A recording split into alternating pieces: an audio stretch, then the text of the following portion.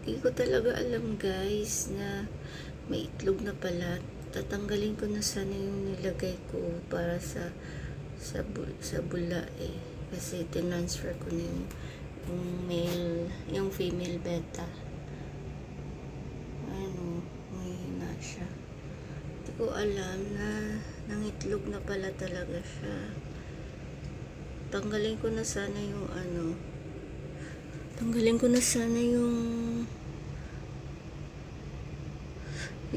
ba to? Tanggalin ko na sana itong bubble wrap na to na nilagay ko para sa mga itlog. Kasi sabi ko parang hindi pa naman yata nagbe-breed sila eh. So, kaya tinransfer ko. Pag ko ng itong plastic na bubble wrap, kita ko lang, may mga sobrang liit ng mga itlog. Ang liit ng mga Ayan. Kinukuha niya isa-isa, binabalik na dun sa bubbles na ginawa niya. Oh God.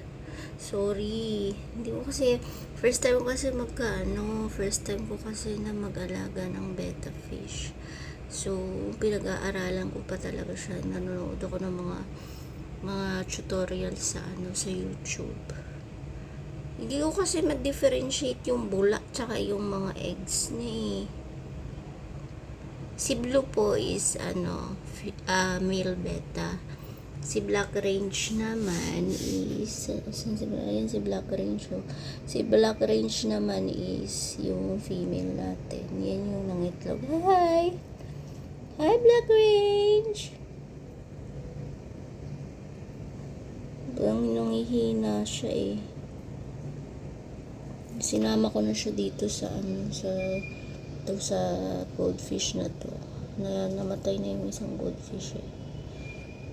Buti na lang transfer ko na siya kasi sabi pag once kasi na nangitlog na siya kakainin na niya yung mga eggs. So buti na lang transfer ko kasi sabi ko tatanggalin ko na sana to kasi parang nawalan na ako ng hopeless na ako na mangitlog pa to si Black Range kasi yun nga, every time na chine-check ko yung ito nga, yung mga bubbles, parang wala naman ako nakikita so yun. Sorry Blue, yan tuloy, katuloy, ang dami tuloy ginagawa. So okay, exercise mo na yan. Kailangan daw kasi ng mga betta fish na nga exercise. So ayan, Black Range, congrats baby.